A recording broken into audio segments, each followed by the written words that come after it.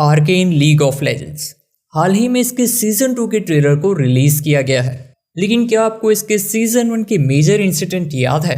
अगर नहीं तो ये वीडियो आपके लिए ही है, जहां हम सीजन 1 के सारे इंसिडेंट को ब्रीफली एक्सप्लेन करने वाले हैं ताकि आप सीजन 2 को और भी अच्छे से समझ सके। तो सबसे पहले हम इसके वर्ल्ड और कैरेक्टर के बारे में ब्रीफली डिस्कस कर लेते हैं। प्लॉट: हमें डिफरेंट यूनिवर्स का प्लेनेट दिखाया जाता है जहां पर लोगों को दो भागों में बांट दिया गया है। एक होती है पिल्टोवर सिटी, जहां पर लोग काफी ऐशो आराम से जी रहे होते हैं, और दूसरी तरफ होती है अंडरग्राउंड सिटी, जहां पर हालात बद से बदतर होते हैं। लोग बीमारी और पॉइजनस गैस से सफर कर रहे होते हैं। लेकिन इन दो सिटीज की गवर्नमेंट एक ही होती है, जिनमें 7 मेंबर्स होते हैं और उन्हें कॉन्स्टिट्यूशन कहा जाता है। और वो लोग भी अंडरग्राउंड सिटी पर कुछ खास ध्यान नहीं देते। इसी के चलते अंडर सिटी और अपर सिटी के लोगों के बीच मनमुटाव होते रहते हैं, और जल्दी ये मनमुटाव वॉर में बदल जाता है। जिसके बाद हमें एक वॉर सीन दिखाया जाता है जहां पर हर तरफ डेड बॉडी बिखरी पड़ी होती है, गन फायरिंग, बॉम्ब एक्सप्लोडिंग हो रही होती है। तभी वहां 2 छोटी बच्ची दिखाई जाती है जो काफी ज्यादा ट्रॉमेटाइज्ड होती है इस सिचुएशन में। और तभी अंडरग्राउंड सिटी का रिवॉल्यूशनरी वेंडर उन्हें देख लेता है और उन्हें उनकी मॉम डैड की डेड बॉडी दिखाता है। इससे दोनों लड़कियां काफी ज्यादा रोने लगती है, जिसे देखकर वो भी वॉर एरिया छोड़कर उन्हें लेकर वहां से चला जाता है। अब हमें कुछ सालों बाद का सीन दिखाया जाता है और हमारे मेन कैरेक्टर वी और पाउडर को देख पाते हैं उनके फ्रेंड माइलो और क्लीगर के साथ, जो कि पिल्टोवर सिटी से कुछ सामान चुराने आए थे। वी और पाउडर ये वही 2 लड़कियां होती है जिन्हें वॉर सीन के टाइम पर बताया गया था। अब तक वेंडर अंडरग्राउंड सिटी का हेड बन गया होता है। तभी माइलो किसी के घर की बालकनी का डोर ओपन करने की कोशिश करता है। वह दरवाजा तोड़ देती है और अंदर जाने पर उन्हें कुछ सामान मिलता है, लेकिन वो उनके कुछ खास काम नहीं आता। और फिर उन्हें पता चलता है कि ये एक साइंटिस्ट का घर है। पाउडर दूसरे कमरे में जाती है और उसे वहां एक चेस्ट में कई सारे ब्लू क्रिस्टल्स मिलते हैं। तभी दरवाजे पर कोई आ जाता है और हड़बड़ाहट में उससे एक क्रिस्टल गिर जाता है, जिससे काफी बड़ा एक्सप्लोजन होता है और आधी बिल्डिंग ब्लास्ट हो जाती है। सोल्जर्स उनके पीछे पड़ जाते हैं, लेकिन वो लोग सीवर की मदद से अंडर सिटी में आ जाते हैं, जहां फिर से उनके कुछ गुंडों के साथ फाइट हो जाती है। वो लोग उनका सामान चुराने आए थे और इसी फाइट में पाउडर से सामान पानी में गिर जाता है और वो लोग वहां से बचकर अपने घर पर आ जाते हैं। वहां हम वेंडर को देख पाते हैं, जो कि उसी क्लब का लीडर होता है और वो एक आदमी की मदद कर रहा होता है। वो देखता है कि वी और उसके फ्रेंड्स वापस आ गए हैं। पहले तो वो उन सबको पिल्टोवर सिटी जाने पर डांटता है। वी भी उससे बहस करने लगती है। पहले तो वो लोग कुछ नहीं बताते, लेकिन वेंडर की शक्ति दिखाने पर पाउडर सब सच बता देती है। फिर वेंडर सिचुएशन को हैंडल करने के लिए वी को लेकर अपने फ्रेंड बेंजो के पास जाने को निकलता है। वहां पहुंचने पर वेंडर बताता है कि बच्चों को सोल्जर्स के अलावा और भी किसी ने लूटने की कोशिश करी थी। और तभी हमारा इंट्रोडक्शन होता है बेंजो के बेटे एको से, जो कि आगे जाकर एक इम्पोर्टेंट रोल प्ले करता है इस सीरीज में। दरअसल वी और उसके फ्रेंड्स को टिप एको ने ही दी होती है। और तभी क्लेबर की शॉप पर सोल्जर्स आ जाते हैं, जिसमें से एक सोल्जर वेंडर से बात करती है कि मामला काफी सीरियस है और अगर उन्होंने आज रात तक किसी को अरेस्ट नहीं किया तो कल उसके साथ पूरी आर्मी आएगी। लेकिन तब भी वेंडर उन्हें कुछ नहीं बताता। दूसरी तरफ वी पाउडर को मोटिवेट कर रही होती है और अपने प्रॉब्लम्स बताती है कि बचपन में उसे भी कई लोग बुली किया करते थे, लेकिन उसने हार नहीं मानी और अपने आप को पावरफुल बनाया सिचुएशन को अपने हिसाब से हैंडल करने के लिए।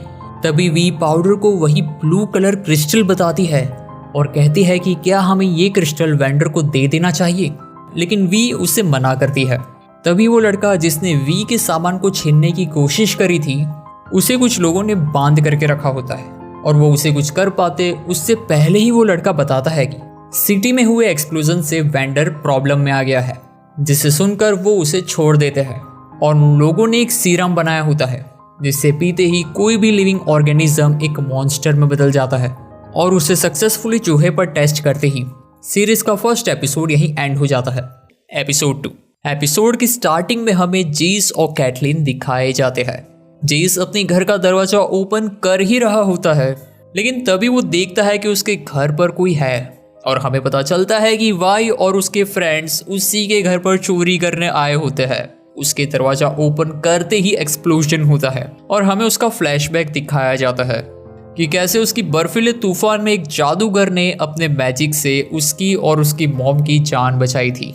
सोल्जर्स चेस के घर की इन्वेस्टिगेशन कर रहे होते हैं और उन्हें पता चलता है कि सारी रिसर्च इलीगल है।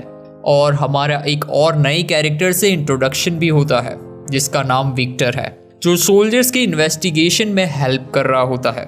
जेस को अनऑथोराइज्ड रिसर्च करने पर कस्टडी में रखा जाता है और उससे मिलने 7 काउंसिल मेंबर्स में से एक सबसे ओल्ड मेंबर हाइमरडिंगर आते हैं, जो पहले जेस के प्रोफेसर भी रह चुके थे। जेस उन्हें बताता है कि वो साइंस की मदद से मैजिक की पावर को हार्नेस करना चाहता है, जिससे पिल्टोवर की टेक्नोलॉजी में रिवॉल्यूशन आ जाएगा। हाइमरडिंगर उसे कहता है कि अगर ये टेक्नोलॉजी किसी गलत हाथों में चली गई तो डिस्ट्रक्शन के अलावा कुछ हाथ नहीं लगेगा, और वो इस टेक्नोलॉजी के बारे में किसी को भी बताने से मना कर देते हैं। वहीं वाई, माइलो, क्लेगर और पाउडर अपने अपने गेम्स खेल रहे होते हैं, जिसमें वाई फाइटिंग में और पाउडर शूटिंग में काफी बेहतर होती है। लेकिन तभी वहां सोल्जर्स आ जाते हैं और शव की तलाशी लेने लगते हैं। पाउडर के पास अभी भी वही ब्लू क्रिस्टल होता है जिसके बारे में वाई को पता चलते ही वो सब वहां से किसी तरह बचकर भाग जाते हैं। सीन शिफ्ट होता है और हमें 2 और काउंसिल मेंबर से इंट्रोड्यूस करवाया जाता है। मेल मडाडा, जो कि पिल्टोवर और काउंसिल की सबसे रिचेस्ट मेंबर होती है, और मिसेस किरामैन, जो कि कैथलीन की मॉम भी होती है, जिसे हमने एपिसोड की स्टार्टिंग में जेस के साथ देखा था। यहाँ क्लब मेंबर में हर कोई सोल्जर्स की इन्वेस्टिगेशन से परेशान होता है और हर कोई वॉर छेड़ने की बात कर रहा होता है, लेकिन वेंडर इसके लिए राजी नहीं होता। कुछ लोगों को ये बात पसंद नहीं आती और वो लोग क्लब छोड़कर चले जाते हैं। यहाँ काउंसिल में जेस की हियरिंग होती है, जिसमें जेस पहले तो अपने रिसर्च के बारे में कुछ भी नहीं बताता, लेकिन जब उसे पता चलता है कि अब से उसे किसी भी तरह की रिसर्च करने नहीं दी जाएगी, तो उसे ये ठीक नहीं लगता और वो अपनी आइडिया मैजिक को साइंस की मदद से हार्नेस करने की टेक्नोलॉजी को सबके सामने रखता है। जाहिर सी बात है कि कोई भी उसका विश्वास नहीं करता और सब ये मान लेते हैं कि उसके मेंटल हेल्थ ठीक ना होने की वजह से वो ये सब कह रहा है, और उसे किसी भी रिसर्च को आगे कंटिन्यू ना करने की पनिशमेंट दी जाती है। लेकिन उसके आइडिया पर विक्टर अपनी दिलचस्पी दिखाता है और यहाँ सिल्क को बच्चों के जरिए वेंडर को फंसाने की प्लानिंग करता है। सिल्क को वही है जिसे हमने एपिसोड 1 के एंड में देखा था। काउंसिल सोल्जर्स को उस अपराधी को जल्द से जल्द ढूंढने के लिए कहता है जिसकी वजह से एक्सप्लोजन हुआ था, और यहाँ जेस कैथलीन से मिलने आता है, लेकिन उसकी हियरिंग में हुए इंसिडेंट के कारण मिसेस किरामैन उसे मिलने नहीं देती। यहाँ सोल्जर्स वेंडर के घर पर रेड करने आते हैं, लेकिन वेंडर सही समय पर बच्चों को अलर्ट कर देती है, जिस पर पाउडर बड़ी मुश्किल से सोल्जर्स के हाथों पकड़े जाने से बचती है। और इस इंसिडेंट से वाई वेंडर से गुस्सा हो जाती है और वेंडर उसे उसी जगह पर ले जाता है जहां पहले ये वॉर शुरू हुई थी, और उसे बताता है कि वॉर से सिर्फ डिस्ट्रक्शन के अलावा कुछ हासिल नहीं होता। वो वाई से कहता है कि क्या तुम पाउडर, माइलो या क्लेगर की जान के बदले में फ्रीडम लेना चाहती हो, और वाई शांत हो जाती है। दूसरी तरफ जेस सुसाइड करने वाला होता है, लेकिन विक्टर जेस को सुसाइड करने से रोकता है और उसकी रिसर्च फिर से स्टार्ट करने को कहता है। दरअसल विक्टर भी एक इन्वेंटर होता है और उसे जेस के आइडिया पर भरोसा होता है कि वो इस टेक्नोलॉजी से लोगों की हेल्प कर सकता है। यहाँ वाई अपने आप को सोल्जर्स के हवाले करने का डिसीजन ले लेती है ताकि वो उस एक्सप्लोजन का सारा इल्जाम अपने सर पर ले ले और वॉर की नौबत ना आए। और हमें सोल्जर्स को वाई की तरफ आते हुए दिखाते ही सेकेंड एपिसोड यहीं एंड हो जाता है। एपिसोड 3। एपिसोड की स्टार्टिंग में हम देखते हैं कि सोल्जर बेंजो की शॉप की तरफ जा रहे होते हैं, लेकिन सोल्जर से पहले वहां वेंडर और बेंजो आ जाते हैं। वेंडर वाई से कहता है कि तुम्हें ये सब करने की कोई ज़रूरत नहीं है, और वो वाई को एक कमरे में बंद कर देता है। हमें पता चलता है कि वेंडर खुद को सोल्जर्स के हवाले कर रहा होता है। सोल्जर वेंडर को लेकर जा ही रहे होते हैं कि तभी अचानक से वाई को किसी के चिल्लाने की आवाज़ आती है, और हम देखते हैं कि ऑफिसर ग्रेसन और उनके साथ आया एक सोल्जर मारा जाता है। हम सिल्को और डैगर को देखते हैं। दरअसल डैगर सीरम पीने की वजह से बहुत ही ज़्यादा पावरफुल मॉन्स्टर में ट्रांसफॉर्म हो गया होता है, और वो लोग बैंजो को मारकर वेंडर को किडनैप करके वहां से ले जाते हैं। एको ने छुप कर ये सब देख लिया होता है, लेकिन वो उस वक्त कुछ कर भी नहीं सकता था। वो वाई को सब बताता है और उसे रूम से बाहर लाता है। दूसरी तरफ जेस और विक्टर क्रिस्टल को स्टेबलाइज करने के लिए इक्वेशन फाइंड कर रहे होते हैं। तभी जेस कहता है कि वो बिना अपने इक्विपमेंट के वो ये काम नहीं कर पाएगा। तभी विक्टर कहता है कि उसके पास प्रोफेसर की लाइब्रेरी की चाबियां हैं और वो चाहे तो दोनों रात को ऑफिस की लाइब्रेरी में जाकर उनके इक्विपमेंट्स को यूज कर सकते हैं। वो दोनों रात को छुपकर प्रोफेसर की लाइब्रेरी में घुसने की कोशिश कर रहे होते हैं कि तभी मिस मडाडा वहां आ जाती है। वो लोग रिक्वेस्ट करते हैं कि उन्हें एक चांस दिया जाए अपनी थियरी को प्रूव करने के लिए। मिस मडाडा उन्हें कहती है कि अगर तुम लोग फेल हो गए तो पिल्टोवर सिटी से हमेशा के लिए बाहर कर दिए जाओगे, लेकिन अगर तुम अपनी थियरी को सही साबित करते हो तो मैं खुद तुम्हारी मदद करूंगी इसे बेहतर बनाने के लिए। साथ ही साथ तुम्हें फंडिंग भी प्रोवाइड करूंगी। और वो उन्हें एक चांस देकर वहां से चली जाती है।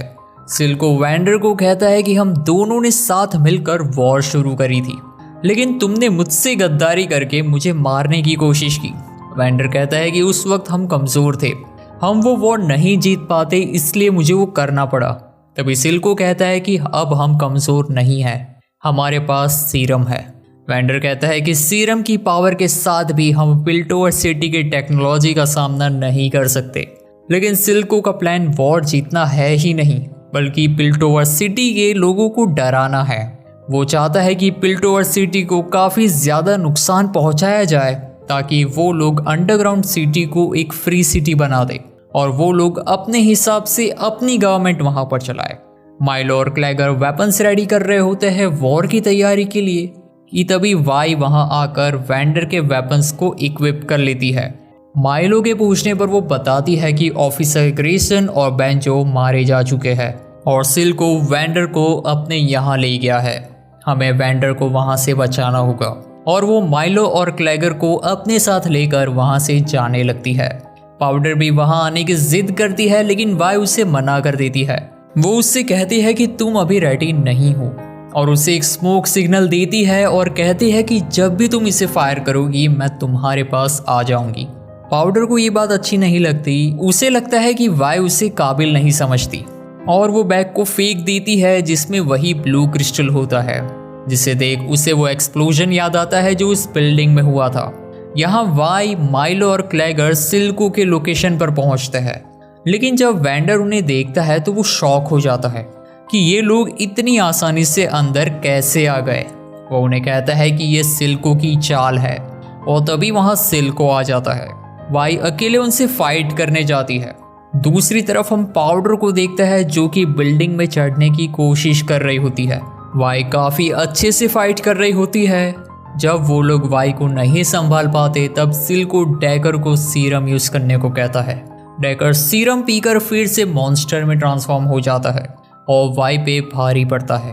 वाई उस फाइट में पूरी तरह इंजर्ड हो जाती है और पीछे हटकर डोर को लॉक कर देती है। वहीं डैगर दरवाजे को तोड़ने की कोशिश करता है। क्लैगर वहां से बचकर निकलने के लिए वॉल तोड़ रहा होता है। प्रोफेसर हाइमरडिंगर और कुछ सोल्जर्स जेस को रोकने के लिए दरवाजा तोड़ रहे होते हैं। तभी वहां एक धमाका होता है और हम देखते हैं कि जेस और विक्टर का एक्सपेरिमेंट काम कर जाता है और वो दोनों हवा में उड़ रहे होते हैं। तभी वहां मिस मडाडा आ जाती है और उन्हें कॉन्ग्रेचुलेट करती है।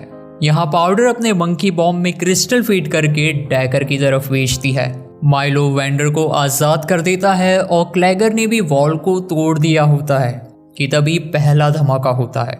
डैगर उस दरवाजे से दूर हो जाता है और पाउडर भी नीचे गिर जाती है और फिर दूसरा धमाका होता है जिसमें सिल्को मरते मरते बचता है, लेकिन उसका साइंटिस्ट उस धमाके की चपेट में आ जाता है जिसने कि सीरम को इन्वेंट किया होता है।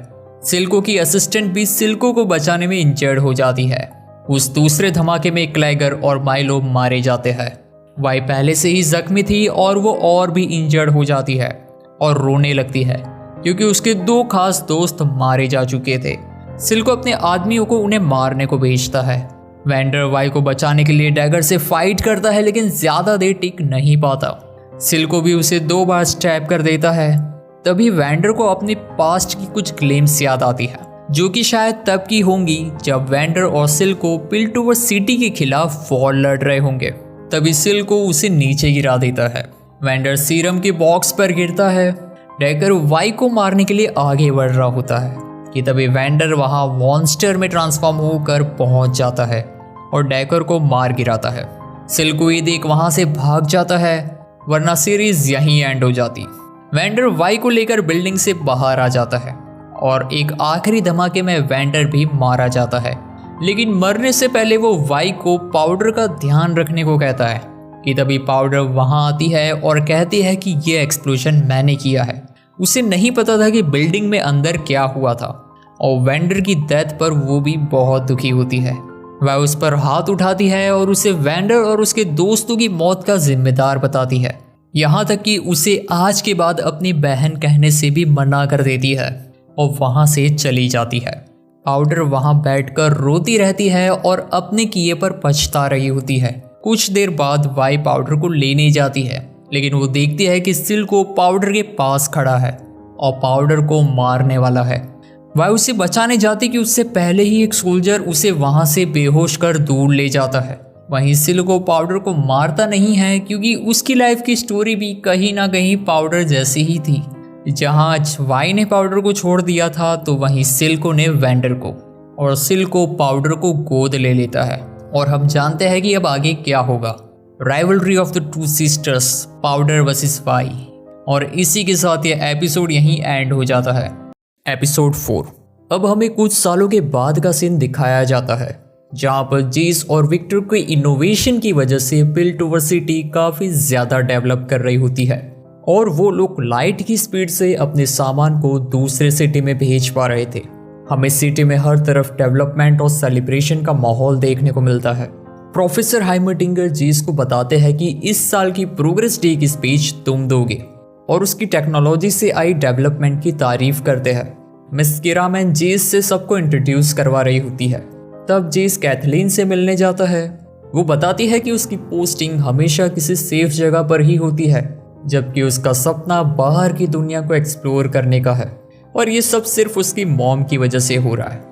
दूसरी तरफ सिल्को के गैंग मेंबर्स सिमर को एक्सपोर्ट कर रहे होते हैं। सिमर वही लिक्विड है जिसे पीते ही कोई भी लिविंग ऑर्गेनिज्म एक मॉन्स्टर में ट्रांसफॉर्म हो जाता है। तभी वहां एक एनोनिमस गैंग आ पहुंचती है और उन पे अटैक कर देती है। इस गैंग को फायरलाइट कहा जाता है। सिल्को की गैंग मेंबर्स को क्रिस्टलाइज करने के बाद कुछ लोग बेसमेंट में जाते हैं एंड टू देयर सरप्राइज वहां पर और कोई नहीं बल्कि पाउडर होती है। वो अपने मंकी बॉम्ब को उन पर ब्लास्ट कर देती है। पाउडर ने अपना नया नाम भी रखा होता है, जिंक्स, और वो अकेले ही पूरी गैंग पर भारी पड़ती है। और तभी फायरलाइट गैंग का एक मेंबर सीरम को डिस्ट्रॉय करने ही वाला होता है कि तभी जिंक्स उसे रोकती है और वो मेंबर बिल्कुल वाई की तरह दिख रहा होता है, जिसे देखकर जिंक्स को कुछ विजन्स आते हैं और उसे घबरा कर वो हर तरफ फायरिंग करने लगती है। वो अपने गैंग मेंबर्स को भी इंजर्ड कर देती है और सब कुछ डिस्ट्रॉय कर देती है कि तभी सनीका उसे रोकती है। फायरलाइट के गैंग मेंबर्स भी वहां से चले जाते हैं। दूसरी तरफ विक्टर अपने इन्वेंशन प्रोफेसर हाइमर्डिंगर को बताता है, जिसमें उन्होंने एक स्टेबलाइज क्रिस्टल बनाया होता है, जिसकी मदद से वो दोनों अपने वेपन्स का डेमोन्स्ट्रेशन देते हैं।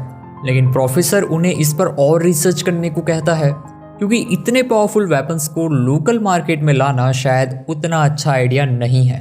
सोल्जर्स उस बोट पर इन्वेस्टिगेशन कर रहे होते हैं कि तभी वहां कैथलीन आ जाती है और उसे बेसमेंट में घायल आदमी मिलता है।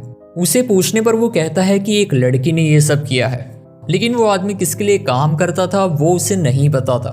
तभी वहां शेरिफ आ जाता है और कैथलीन को इस मामले से दूर रहने को कहता है। सनीका सिल्को से जिंक्स की कंप्लेन कर रही होती है कि कैसे जिंक्स ने सब कुछ डिस्ट्रॉय कर दिया होता है, यहाँ तक कि उसकी वजह से उनके ही मेंबर्स इंजर्ड हो गए होते हैं। लेकिन सिल्को उसकी एक नहीं सुनता और उल्टा सनीका की ही गलती निकाल देता है और उसे जाने को कहता है। सनीका के जाते ही जिंक्स वहां आती है और सिल्को को बताती है कि उसे कुछ विजन्स आए थे जिसकी वजह से वो आउट ऑफ कंट्रोल हो गई थी। लेकिन सिल्को उससे कहता है कि तुम्हारी कोई गलती नहीं है और ये सारा मामला सनीका संभाल लेगी, तुम बस अपने गैजेट्स पर ध्यान दो। जेस यहाँ अपनी प्रॉब्लम के बारे में मिस मडाडा से कंसल्ट करता है। मिस मडाडा उससे कहती है कि प्रोफेसर की सोच पुरानी है और पिल्टोवर सिटी को अब एक नई सोच की ज़रूरत है। प्रोग्रेस डे की स्पीच के लिए जेस रेडी होता है और वो विक्टर को अपने साथ स्टेज पर आने को कहता है, लेकिन विक्टर मना कर देता है।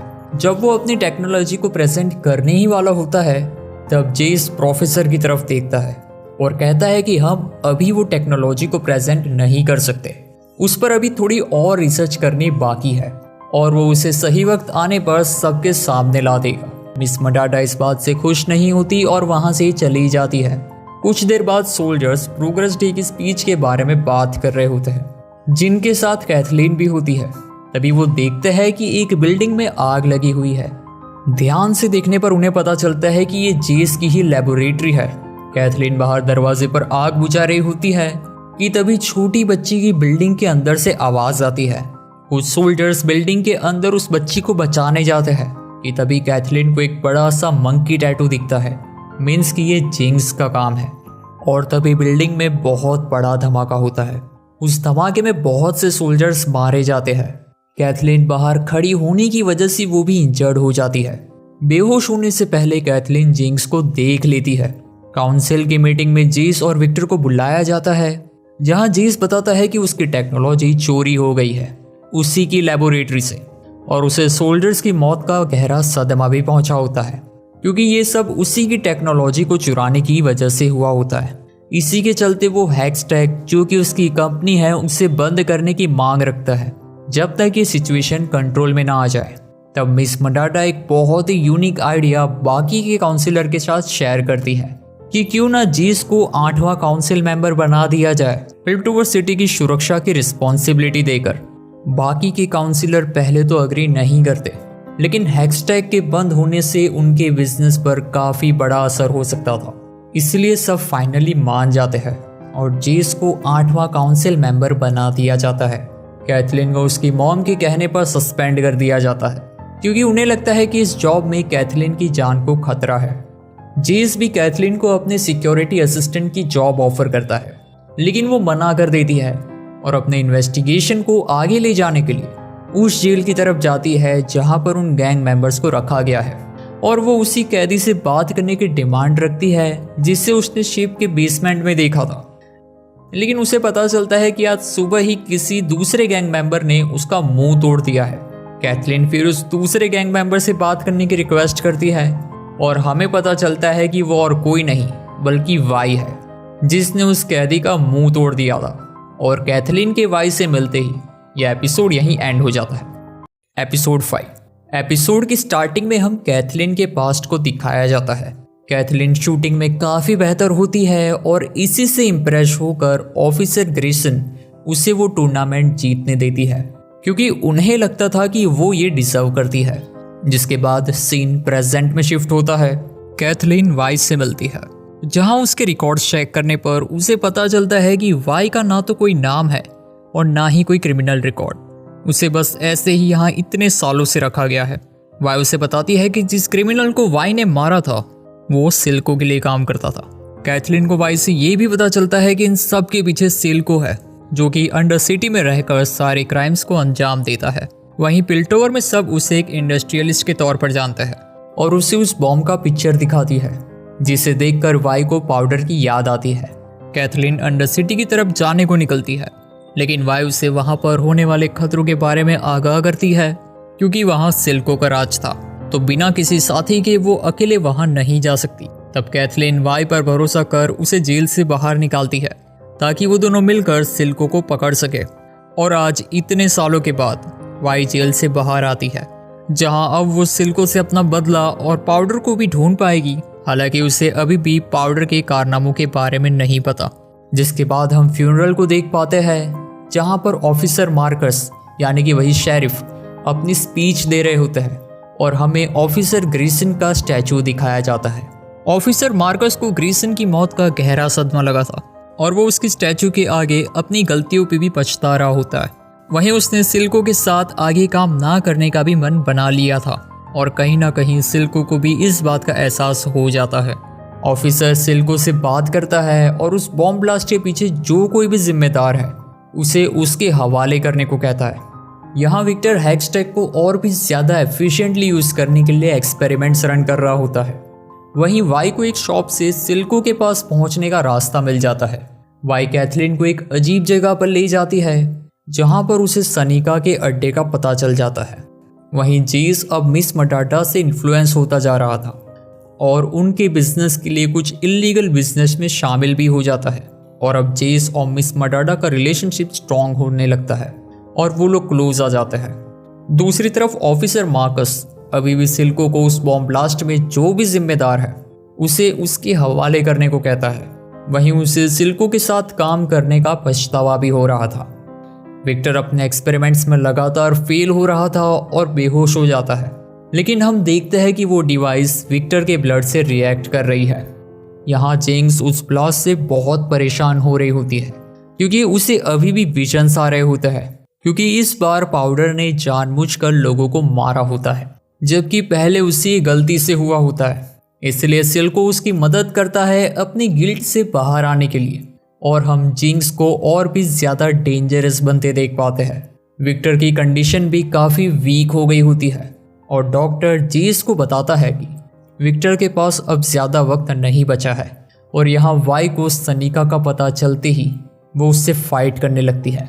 सनीका सिल्को की राइट हैंड होती है, लेकिन सनीका सीरम की पावर की वजह से वाई पर भारी पड़ती है और वाई को काफ़ी ज़्यादा इंजर्ड भी कर देती है। तभी कैथलीन सही समय पर सनीका के सीरम सप्लाई पर शूट कर वाई की जान बचाती है। दूसरी तरफ जिंक्स अपने एक्सपेरिमेंट्स में काफ़ी प्रोग्रेस कर रही होती है और एंड में हम देखते हैं कि वाई और कैथलीन सनीका से बचकर भाग गए होते हैं। सनीका ये बात सिल्को को बताती है कि वाई जिंदा है, जिसे सुन सिल्को चौंक जाता है क्योंकि ऑफिसर मार्कस ने उसे ये बात नहीं बताई थी। उसे अभी भी वही लगता था कि वाई उस ब्लास्ट में मारी गई है, लेकिन अगर वाई जिंदा है तो वो जिंक्स यानी कि पाउडर को लेने वापस जरूर आएगी। और इसी के साथ ये एपिसोड यहीं एंड हो जाता है। एपिसोड 6। एपिसोड की स्टार्टिंग में हमें विक्टर का पास्ट दिखाया जाता है। विक्टर बचपन से ही काफ़ी इंटेलिजेंट इन्वेंटर होता है और इससे ही इम्प्रेस होकर एक डॉक्टर ने उसे अपने असिस्टेंट के तौर पर जॉब दी होती है। वो डॉक्टर एनिमल्स पर म्यूटेशन परफॉर्म करता था, लेकिन वो एनिमल्स ज़्यादा देर तक म्यूटेशन को सहन नहीं कर पाते थे और वो डॉक्टर इसी के क्योर में लगा हुआ था। ये वही डॉक्टर है जिसे हमने सिल्को के साथ देखा था। फिर हम प्रेजेंट में आते हैं जहां विक्टर से मिलने प्रोफेसर हाइमरडिंगर आते हैं। वहीं विक्टर की बिगड़ती हालत को देखकर जेश परेशान होता है और वो मिस मटाटा के पास जाता है।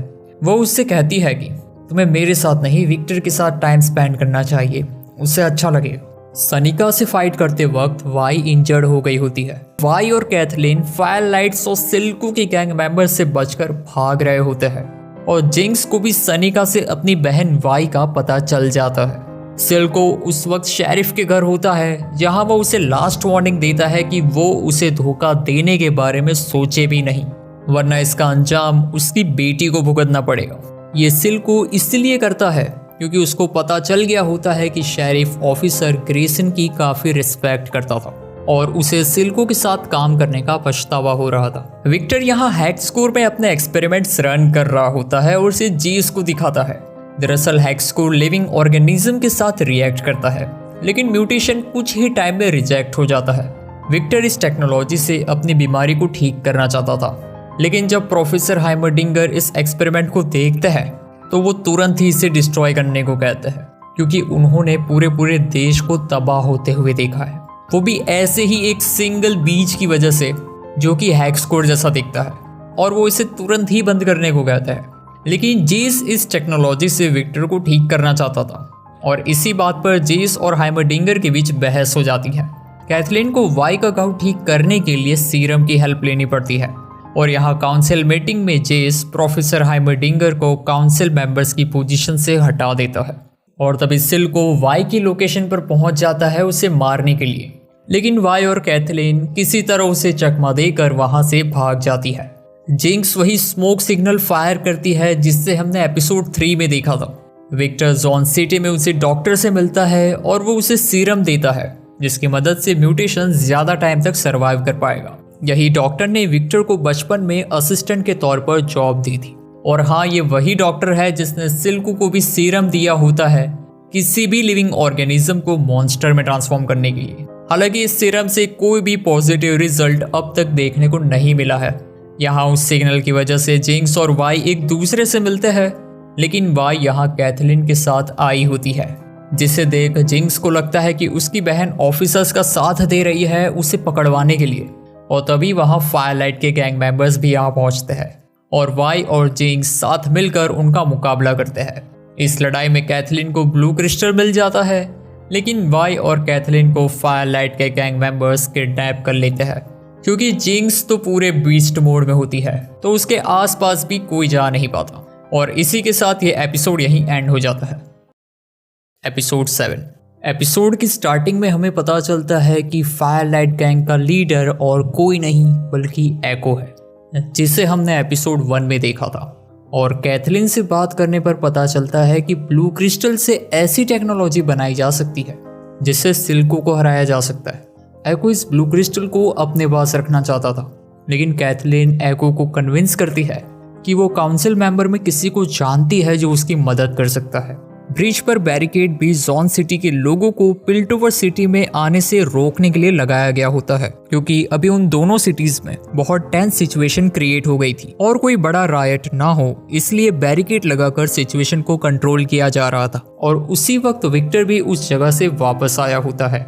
जेस को जॉन सिटी के लोगों से डेंजर महसूस होने लगता है और इसी बात पर विक्टर और जेस के बीच कुछ अनबन हो जाती है, क्योंकि विक्टर भी जॉन सिटी से ही होता है। और इसी के चलते विक्टर जेस को सीरम वाली बात भी नहीं बता पाता। दूसरी तरफ सिल्को दूसरे माफिया के लोगों को धमकी देता है, क्योंकि बैरिकेड लगाने की वजह से उनके बिजनेस में भारी लॉस हुआ था और शायद इसी के चलते वो उसका आगे साथ ना दे। लेकिन सिल्को उन्हें डरा धमका कर वॉर के लिए प्रिपेयर होने को कहता है। यहाँ मिस मडाडा को उनके होम टाउन से लेटर आता है। वहीं जिंक्स सिल्को से अपनी ही स्टाइल में पूछ रही होती है, तुमने मुझसे झूठ बोला कि मेरी बहन मर गई है। सिल्को बड़ी मुश्किल से उसे समझा पाता है कि शेरिफ ने मुझे कभी नहीं बताया था कि वो स्टील वाटर जेल में है, लेकिन तुम उस पर भरोसा मत करना। वो यहाँ तुम्हारे लिए नहीं बल्कि उस ब्लू क्रिस्टल के लिए आई है। वो उन ऑफिसर्स के साथ मिली हुई है। दूसरी तरफ मिस मडाडा उस लेटर और जॉन सिटी के लोगों के बीच बढ़ रहे टेंशन को देखकर जेस को नए वेपन्स रेडी करने को कहती है, ताकि वो लोग वॉर के लिए प्रिपेयर हो सके। लेकिन विक्टर इस टेक्नोलॉजी से वेपन्स बनाने से सख्त मना कर देता है, क्योंकि उसने जेस का साथ इस टेक्नोलॉजी से लोगों की मदद करने के लिए दिया था, ना कि उन्हें मारने के लिए। मिस मडाडा उस लेटर को देखकर क्यों चौंक जाती है, इसका रीजन आपको आगे के एपिसोड में पता चलेगा। वहीं वाई, कैथलीन और एको पिल्टोवर सिटी जा रहे होते हैं ताकि वो जेस को सिल्को के बारे में वॉर्न कर सके और ब्लू क्रिस्टल को वापस कर वॉर होने से भी रोक सके। वो लोग ब्रिज क्रॉस करने ही वाले होते हैं कि शेरिफ उन्हें रोक लेता है और एको को शूट कर देता है। वो कैथलीन को भी मारने ही वाला होता है कि तभी हजारों की तादाद में फायर लाइट्स उस ब्रिज पर आ जाते हैं और कुछ ही टाइम में ब्लास्ट हो जाते हैं।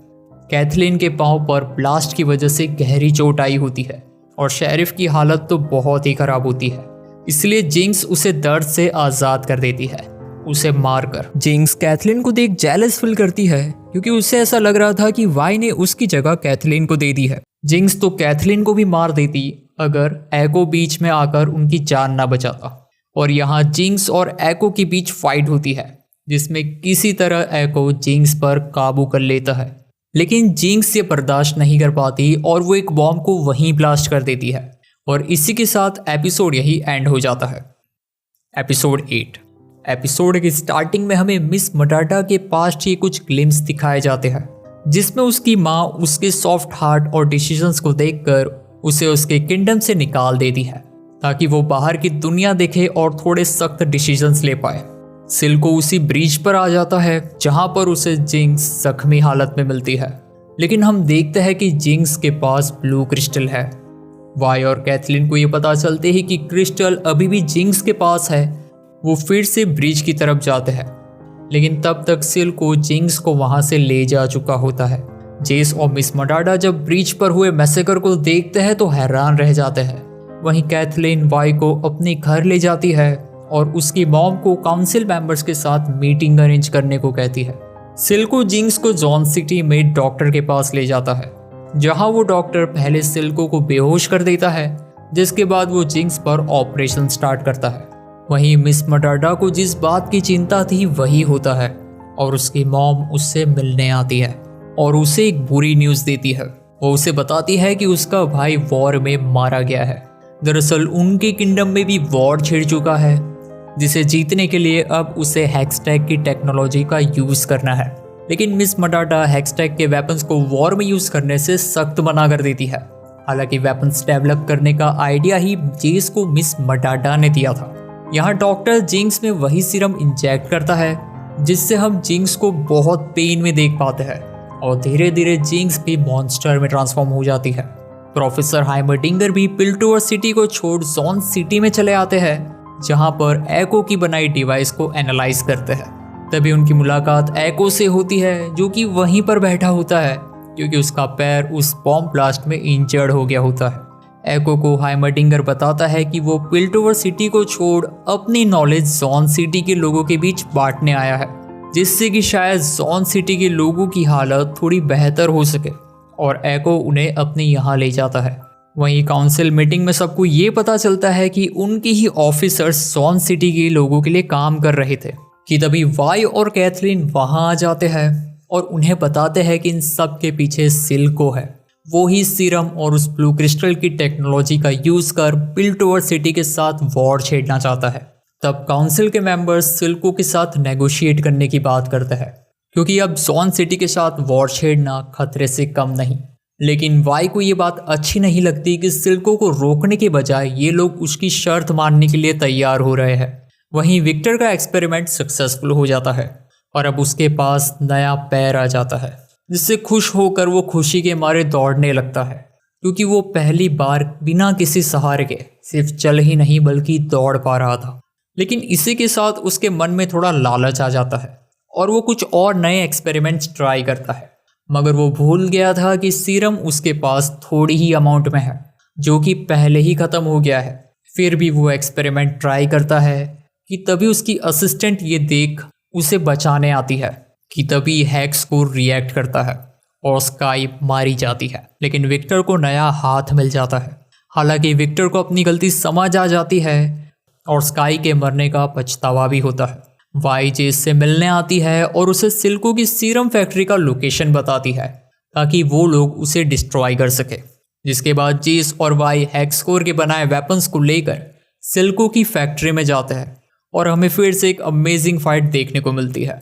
लेकिन इस फाइट में जेस के हाथों एक बच्चा मारा जाता है।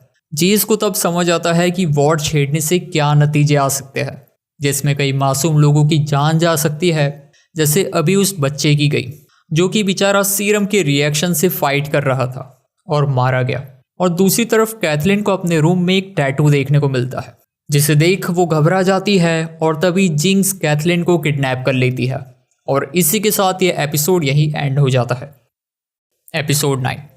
एपिसोड की स्टार्टिंग में जेस बच्चे की मौत से सहम जाता है और वहाँ से चला जाता है।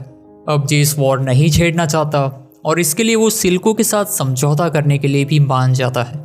लेकिन वाई को अभी भी अपना बदला लेना था, इसलिए वो सीरम कंटेनर को ही तोड़ देती है। जिसके कुछ टाइम बाद उस फैक्ट्री में उस बच्चे की माँ अपने बच्चे की लाश को लेकर रो रही होती है जो जेस के हाथों मारा गया था, और सिल्को उसे दिलासा देता है। लेकिन वो लेडी इन सब के लिए जिंक्स को जिम्मेदार बताती है क्योंकि फैक्ट्री की रिस्पॉन्सिबिलिटी जिंक्स की थी जो कि अभी गायब है। वहीं सनिका भी सिल्को से तंग आकर दूसरे गैंग मेंबर्स का साथ देने के लिए तैयार हो जाती है क्योंकि सिल्को को जिंक्स के आगे कुछ दिखाई ही नहीं देता। विक्टर को स्काई की मौत का काफ़ी दुख होता है और वो हैक्सकोर को डिस्ट्रॉय करने की कोशिश करता है, लेकिन वो कर नहीं पाता क्योंकि उसके ज़िंदगी भर की मेहनत उस डिवाइस पर लगी होती है। जिसके बाद विक्टर सुसाइड करने वाला होता है कि तभी जेस उसे रोकता है, और ये बिल्कुल वैसा ही इंसिडेंट है जो हमने एपिसोड 2 में देखा था जब जेस सुसाइड करने वाला होता है और विक्टर उसे रोकता है। विक्टर जेस को बताता है कि उन्होंने हैक्सकोर को बनाकर काफ़ी बड़ी गलती कर दी है और वो जेस से वादा लेता है कि वो उसके बदले हैक्सकोर को डिस्ट्रॉय कर दे उससे पहले कि ये डिवाइस और किसी की जान ले ले। और जेस भी मान जाता है क्योंकि उसके हाथों भी अभी अभी एक मासूम बच्चे की जान गई होती है। वहीं दूसरे गैंग मेंबर्स सिल्को को सनिका के हाथों मारने की कोशिश करते हैं लेकिन सनिका एन मोमेंट में सिल्को का साथ देती है और उन्हें ही मार देती है। हालांकि उस समय सिल्को की हालत भी खराब हो गई थी। वहीं फाइनली जेस सिल्को से नेगोशिएट करता है और उसकी सारी डिमांड्स मानने के लिए राजी हो जाता है और आखिरकार सिल्को के पास वो सब कुछ आने वाला था जिसके लिए उसने इतना सब कुछ किया था। लेकिन जेस सिल्को की डिमांड के बदले सिर्फ एक डिमांड करता है कि उसे जिंक्स चाहिए, जिसके लिए सिल्को राजी नहीं होता। वो कहता है कि इसमें जिंक्स का कोई हाथ नहीं है, वो मेरे लिए काम करती थी। लेकिन जेस जानता था कि इन सब के पीछे जिंक्स ही जिम्मेदार है और वो सिल्को की एक नहीं सुनता और उसे जिंक्स को उसके हवाले करने को कहता है अगर उसे जॉन सिटी को आज़ाद करना है तो। जिसके बाद सिल्को वैंडर की स्टैचू के पास बैठ जाता है और उससे बात करता है और तब कहीं जाकर वो वैंडर की सिचुएशन भी समझ पाता है कि आखिर में वैंडर ने उसके साथ पास्ट में ऐसा क्यों किया था। तभी हम देखते हैं कि वैंडर की स्टैचू के ठीक पीछे जिंक्स है जिसने कि सिल्को की सारी बातें सुन ली है और उसे लगता है कि सिल्को उसे जेस को सौंप देगा उसके डिमांड्स पूरी करने के लिए। वहाँ वाई भी सनिका के क्लब में आ जाती है और फिर से उन दोनों के बीच एक फाइट होती है जहाँ पर हम सीरम वर्सेस हेक्सकोर देख पाते हैं। इस बार वाई फाइनली सनिका को हरा देती है, लेकिन तभी जिंक्स वहाँ आ जाती है और उसे बेहोश कर देती है। जिंक्स वाई को उसी जगह पर ले जाती है जहाँ पर वो दोनों अलग हो गए थे। जिंक्स ने वहाँ सिल्को और कैथलीन को भी रखा होता है। जिंक्स, सिल्को, वाई और कैथलीन सब एक ही जगह पर होता है जहाँ जिंक्स वाई को एक चॉइस देती है, जहाँ एक तरफ पाउडर तो दूसरी तरफ जिंक्स होती है। वो उसे कहती है कि अगर उसे अपनी पुरानी पाउडर वापस चाहिए तो उसे कैथलीन को मारना होगा। कैथलीन के मरते ही जिंक्स फिर से पाउडर बनकर वाई के साथ हमेशा हमेशा रहेगी और अगर उसने कैथलीन को चूज किया तो हम जानते हैं कि वो वहाँ बैठे किसी को भी जिंदा नहीं छोड़ेगी। हालांकि वाई कैथलीन को मारने से मना कर देती है और तभी सिल्को भी जिंक्स को उकसा रहा होता है कि देखो तुम्हें मेरे अलावा कोई प्यार नहीं करता। वाई भी तुम्हारे बदले कैथलीन को चूज कर रही है। इसी बीच कैथलीन भी अपने आप को चेयर से आज़ाद कर देती है और जिंक्स पर बंदूक तान देती है। लेकिन हम जानते हैं कि जिंक्स पहले जैसी नहीं रही, वो उस सीरम से ट्रांसफॉर्म हो गई है और जिंक्स अपने मॉन्स्टर फॉर्म में कैथलीन को मारकर बेहोश कर देती है और अब उसका दिमागी संतुलन पूरी तरह से हिल जाता है, जहां वो डिसाइड ही नहीं कर पा रही थी कि उसे किसका साथ देना चाहिए। और इसी कंफ्यूजन में वो फाइनली सिल्को को शूट कर देती है, लेकिन उससे वो अनजाने में हो गया होता है। वो सिल्को से माफ़ी मांगती है, लेकिन सिल्को मरते मरते भी उसका साथ देता है और उससे कहता है कि तुम्हारी कोई गलती नहीं है और हाँ, अगर पिल्टोवर वाले मुझे उनका पूरा देश भी दे देते तो भी मैं उन्हें तुम्हारे हवाले कभी नहीं करता। तुम मेरी बेटी हो और हम एक हैं। ऐसा कहकर वो अपनी आखिरी सांस लेता है और बस ये सुनते ही फाइनली जिंक्स सिल्को के रास्ते पर चलने का डिसाइड करती है और उस ब्लू क्रिस्टल को अपने नए वेपन में फिट कर पिल्टोवर सिटी पर फायर कर देती है, जहां पर काउंसिलर की मीटिंग चल रही थी, जहां पर सभी लोग पीस के लिए मान गए होते हैं। लेकिन जिंक्स की वो मिसाइल उस जगह पर पहुंचते ही आर्केन सीजन 1 यहीं एंड हो जाता है। जिंक्स और वाई अब एक दूसरे के जानी दुश्मन बन चुके हैं। तो फाइनली अब हम एक लास्ट बैटल देखेंगे। और हाँ, अगर आपको सीजन 2 के एक्सप्लेनेशन को मिस नहीं करना है तो हमारे चैनल को सब्सक्राइब और बेल नोटिफिकेशन को ऑन कर लेना ताकि आपसे इसके एक्सप्लेनेशन का वीडियो मिस ना हो जाए। Till then, thank you for watching.